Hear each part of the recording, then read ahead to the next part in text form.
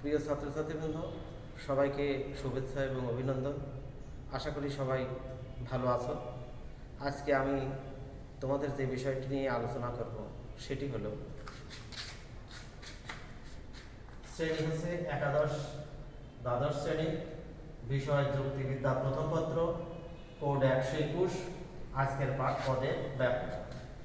তাহলে আজকে আমরা একাদশ অথবা দ্বাদশ শ্রেণীর জন্য যে বিষয়টি নিয়ে আলোচনা করব সেটি হলো পদের ব্যাপ্যতা। তো পদের ব্যাপ্যতার ক্ষেত্রে দুটো দিক রয়েছে, একটা হলো পদ আর একটি হলো ব্যাপ্যতা। তো প্রথমে দেখি পদ সম্পর্কে আমাদের ধারণা। তো পদ সম্পর্কে আমাদের ধারণা আগে থেকেই আছে, ছোট ক্লাস থেকেই আছে। পদ বলতে ব্যাকরণিকভাবে আমরা বুঝি যে বাক্যের অন্তর্গত পৃথক পৃথক শব্দকে পদ বলে। যেমন আমরা ছোটবেলা থেকে দেখেছি যে বিশেষ্য পদ, সর্বনাম পদ, অব্যয় পদ, ক্রিয়াপদ, এরকম পদ ব্যাকরণিকভাবে পদ আমরা 5 প্রকারে এরকম দেখেছি। কিন্তু যুক্তিবিদ্যার ক্ষেত্রে পদকে আমরা এভাবে দেখি না। যুক্তিবিদ্যায় বলি যে যুক্তি বাক্যের উদ্দেশ্য এবং বিধেয়ে ব্যবহৃত শব্দকে পদ বলে। যেমন দেখো যে একটি যুক্তি বাক্যের উদাহরণ হলো, আমি যদি বলি যে সকল ফুল হয় সুন্দর, সুন্দর, তাহলে এখানে দেখা গেল যে একটি অংশ সকল ফুল আর একটি সুন্দর, তাহলে এটা হলো উদ্দেশ্য পদ, এটা হচ্ছে বিধেয় পদ। বলুন তো যুক্তি বাক্যে ব্যবহৃত উদ্দেশ্যে এবং বিধেয়ে ব্যবহৃত শব্দকে পদ বলে। তাহলে এটা একটি পদ, এটাও একটি পদ, এবং মাঝের যে হয় বা নয় যখন থাকে তখন এটাকে আমরা সংযোজক হিসেবে মনে করি। অর্থাৎ একটি যুক্তি বাক্যের 3টে অংশ দেখি, একটি হলো উদ্দেশ্য পদ, একটি হলো বিধেয় পদ এবং একটি সংযোজক। সংযোজকের কাজ হলো উদ্দেশ্য এবং বিধেয়ের মধ্যে সম্পর্ক তৈরি করা। তাহলে পদ বলতে আমরা কি বুঝবো? যে যুক্তি বাক্যে ব্যবহৃত উদ্দেশ্য এবং বিধেয়ে ব্যবহৃত শব্দকে পদ। তাহলে ব্যাপ্যতা, অন্যদিকে ব্যাপ্যতা বলতে কি বুঝি? তো ব্যাপ্যতা বলতে আমরা বুঝি যে পদের প্রসারতা। অর্থাৎ ব্যক্তার্থের দিক থেকে কোনো পদ যখন একটি পূর্ণ ব্যক্তার্থ প্রকাশ করে তখন সে পদটি ব্যাপ্য হয়, এবং কোনো পদ দ্বারা যখন আংশিক ব্যক্তার্থ প্রকাশ করে তখন সেই পদটি অব্যাপ্য হয়। তা আমরা দেখি যে যুক্তি বাক্য কয় প্রকারের যুক্তি বাক্য আমরা দেখি। তাহলে আমরা যুক্তি বাক্য দেখি গুণ এবং পরিমাণ অনুসারে। গুণ এবং পরিমাণ দুটো ভাগ, গুণ এবং পরিমাণ অনুসারে যুক্তি বাক্য হলো 4 প্রকার।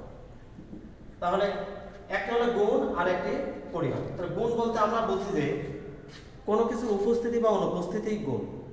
যেমন সততা, তো সততার উপস্থিতিও গুণ, সততার অনুপস্থিতিও গুণ। আমরা যুক্তিবিদ্যার ক্ষেত্রে অর্থাৎ কোন জিনিসের সদর্থক এবং নমর্থক, অর্থাৎ ইতিবাচক এবং নেতিবাচক দুটো দিককেই আমরা গুণ হিসেবে মনে করি। আর পরিমাণ বলতে আমরা বুঝি কোন শব্দের পূর্বে যখন আমরা সকল অথবা কিছু শব্দ যুক্ত করি তখন সেটাই আমরা পরিমাণ বুঝি। পরিমাণ যেমন আমি যদি বলি যে সকল মানুষ, তাহলে এখানে একটা পরিমাণ ইন্ডিকেট করছে, পরিমাণ বোঝায়। আবার যদি বলি যে কিছু মানুষ, তাহলে সেখানেও আমরা পরিমাণ বুঝি। তাহলে এরকম গুণ এবং পরিমাণ অনুসারে আমরা এর আগে দেখেছি যে যুক্তি বাক্য 4 প্রকার। সেই প্রকারগুলোর মধ্যে আমরা একটি বাক্যকে একটি বলে সার্বিক সদর্থক যুক্তি বাক্য, একটি হলো সার্বিক সদর্থক যুক্তি বাক্য, সার্বিক সদর্থক যুক্তি বাক্য। গুণ এবং পরিমাণ অনুসারে যুক্তি বাক্যের ভাগ দেখাচ্ছে। তাহলে একটি সার্বিক সদর্থক যুক্তি বাক্য, আর একটি হলো সার্বিক নঙর্থক যুক্তি বাক্য, নঙর্থক যুক্তি বাক্য, আরেকটি হলো বিশেষ সদর্থক যুক্তি বাক্য, বিশেষ সদর্থক যুক্তি বাক্য, এবং আরেকটি হলো বিশেষ নঙর্থক যুক্তি বাক্য, বিশেষ নঙর্থক যুক্তি বাক্য। তাহলে এখন খেয়াল করো যে তাহলে যুক্তি বাক্যকে আমরা গুণ এবং পরিমাণ অনুসারে কয় ভাগে ভাগ করি? 4 ভাগে। একটি হলো সার্বিক সদর্থক যুক্তি বাক্য, একটি সার্বিক নমর্থক যুক্তি বাক্য, বিশেষ সদর্থক যুক্তি বাক্য এবং বিশেষ নমর্থক যুক্তি বাক্য। এই যুক্তি বাক্যকে সংক্ষিপ্তভাবে আমরা সার্বিক সদর্থক যুক্তি বাক্য এ দ্বারা প্রতিকায়িত করি এবং সার্বিক নমর্থক যুক্তি বাক্যকে ই দ্বারা প্রতিকায়িত করি এবং বিশেষ সদর্থক যুক্তি বাক্যকে আই দ্বারা প্রতিকায়িত করি এবং বিশেষ নমর্থক যুক্তি বাক্যকে ও দ্বারা প্রতিকায়িত করি।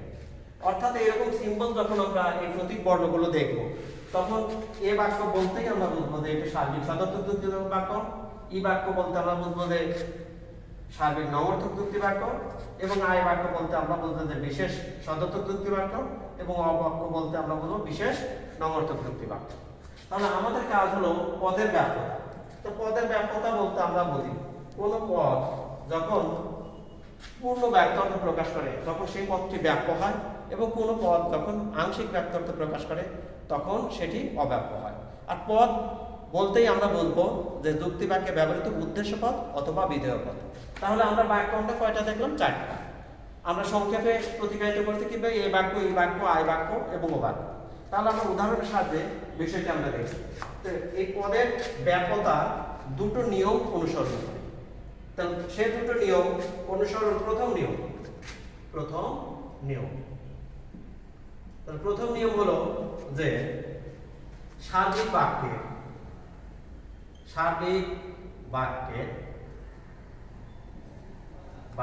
উদ্দেশ্য পদ ব্যাপ্য,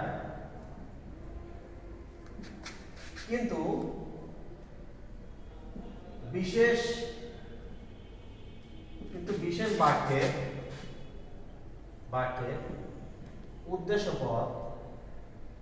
উদ্দেশ্য পদ ব্যাপ্য নয়। ব্যাপ্য নয় মানেই হচ্ছে অব্যাপ্য। ব্যাপ্য নয়, অব্যাপ্য। দ্বিতীয় নিয়ম নমর্থক যুক্তি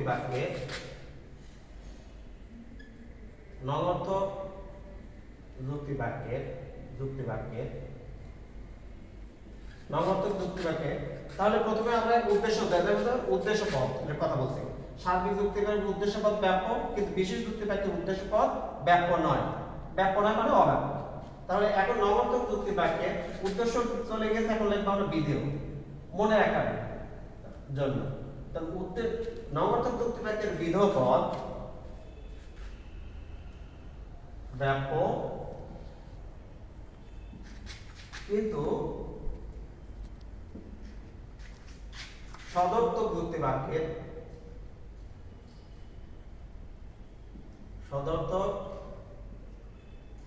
বাক্যের বিধেয় পদ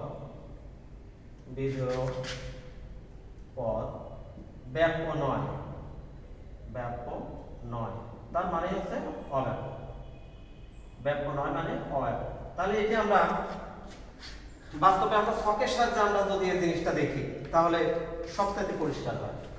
তাহলে আমরা দেখি, তাহলে আমরা কি দেখলাম যে সার্বিক যুক্তি বাক্যের উদ্দেশ্য পদ ব্যাপ্য, কিন্তু বিশেষ যুক্তি বাক্যের বিশেষ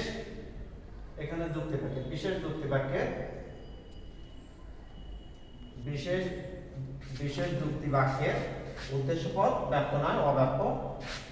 দ্বিতীয় নিয়ম দেখেছি কি নমর্থক যুক্তি বাক্যের বিধেয় পদ ব্যাপ্য, কিন্তু সদর্থক যুক্তি বাক্যের বিধেয় পদ ব্যাপ্য নয়, তার মানে অব্যাপ্য। আমরা একটি ছকের মাধ্যমে দেখলে জিনিসটা পরিষ্কার হবে। তো ছকটা যখন আমরা করব তখন একটা দাগ আমরা বেশি নেব, যেহেতু 4টা বাক্য লিখব একটা আমরা বেশি নেব। 1 2 3 4 5 একটা লেখার জন্য লিখব। তাহলে এখানে লিখব আমরা যুক্তি বাক্য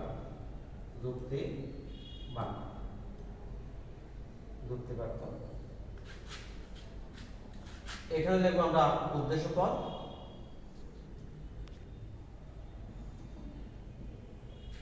এখানে লিখব বিধেয় পদ। তাহলে যুক্তি বাক্য আমরা কি তাহলে আমরা 4টি যুক্তি বাক্য কি আমরা ভাগ করলাম। এটা এ যুক্তি বাক্য, ই যুক্তি বাক্য, আই বাক্য, ও বাক্য। আমরা প্রথম নিয়মটা ছিল যে সার্বিক যুক্তি বাক্যের উদ্দেশ্য পদ ব্যাপ্য। তাহলে সার্বিক যুক্তি বাক্য কোনটা? সার্বিক যুক্তি বাক্য এ, এটি সার্বিক, এটা সার্বিক। তাহলে সার্বিক যুক্তি বাক্য আমরা এখানে লিখেও নিতে পারি যদি মনে না থাকার জন্য, এখানে লিখে নিতে পারি যে সার্বিক সদর্থক, এখানে আমি লিখলাম সার্বিক নমর্থক, সার্বিক নমর্থক, এখানে আমি লিখলাম বিশেষ সদর্থক, বিশেষ সদর্থক, এর বিশেষ নমর্থক, বিশেষ নমর্থক। তা বলছিলাম সার্বিক যুক্তি বাক্যের উদ্দেশ্য পদ আমরা ব্যাপ্যর কথা বলছিলাম। তা সার্বিক যুক্তি বাক্য, এটি সার্বিক যুক্তি বাক্য, এটি সার্বিক যুক্তি বাক্য, উদ্দেশ্য পদ ব্যাপ্য। তাহলে এখানে আমি লিখব ব্যাপ্য, এখানে লিখব ব্যাপ্য। কিন্তু বিশেষ যুক্তি বাক্যের উদ্দেশ্য পদ ব্যাপ্য নয়, অব্যাপ্য। তাহলে এখানে লিখব অব্যাপ্য, এখানে লিখব অব্যাপ্য। তাহলে এটা প্রথম নিয়ম গেল। দ্বিতীয় নিয়ম ছিল যে নমর্থক যুক্তি বাক্যের বিধেয় পদ ব্যাপ্য। তাহলে নমর্থক যুক্তি বাক্য কোনটা? এটা, এটা নমর্থক, এটা নমর্থক যুক্তি বাক্য। আর একটা কোনটা? এটা নমর্থক। নমর্থক যুক্তি বাক্য বিধেয় পদ, বিধেয় পদ, তাহলে বিধেয় পদ হচ্ছে ব্যাপ্য। আর নমর্থক যুক্তি বাক্য এটা, তাহলে বিধেয় পদ হচ্ছে ব্যাপ্য। এরপরে অংশ ছিল যে সদর্থক যুক্তি বাক্যের উদ্দেশ্য, সদর্থক যুক্তি বাক্যের বিধেয় পদ অব্যাপ্য। তাহলে সদর্থক যুক্তি বাক্য কোনটা? এটা সদর্থক যুক্তি বাক্য, তাহলে এটা হবে অব্যাপ্য। এবং সদর্থক যুক্তি বাক্য কোনটা? এটা, তাহলে এটা হচ্ছে অব্যাপ্য। তাহলে এটা নিয়ম অনুসারে আমরা লিখলাম। কিন্তু অনেক সময় দেখা যাচ্ছে যে আমাদের মনে থাকে না, নিয়মটা মনে থাকে না। নিয়ম যদি মনে না থাকে তাহলে তখন কিভাবে সহজ করে বসানোর যে মনে রাখার যে কৌশল সেটি কিভাবে হয় সেটি দেখায়। তো সেটি হলো যে প্রথমে তুমি মনে রাখবে যে প্রথম এ বাক্যের হচ্ছে উদ্দেশ্য পদ হচ্ছে ব্যাপ্য, এটা হলো অব্যাপ্য। তাহলে এখানে যেহেতু ব্যাপ্য লিখছি তাহলে দুইবারই হচ্ছে ব্যাপ্য, মনে রাখার জন্য, এটা মনে রাখার জন্য ব্যাপ্য। আর তাহলে ব্যাপ্য কাজ হয়ে গেলে এখানে অব্যাপ্য, তাহলে দুইবার আমি অব্যাপ্য দেব, দুইবার অব্যাপ্য। তাহলে এখানে আমি অব্যাপ্য লিখলাম। এখন এখানে পড়ে থাকলে এই ঘরটা যখন পড়ে থাকলো তখন ক্রসে ক্রসে আমরা দেখি, তাহলে ক্রসে এখানে কি ছিল? ব্যাপ্য, তাহলে এখানে হবে ব্যাপ্য। আর এখানে কি ছিল? অব্যাপ্য, তাহলে এখানে আসবে অব্যাপ্য। এটা মনে রাখার জন্য। তাহলে যুক্তিবিদ সুইনবার্ন সহজভাবে, যুক্তিবিদ সুইনবার্ন একটি সূত্রের সাহায্যে তিনি পদের ব্যাপ্যতার নিয়মটি ব্যাখ্যা করেছেন। সেটি হলো এই যে এ ই আই ও এস, এটা ই, এস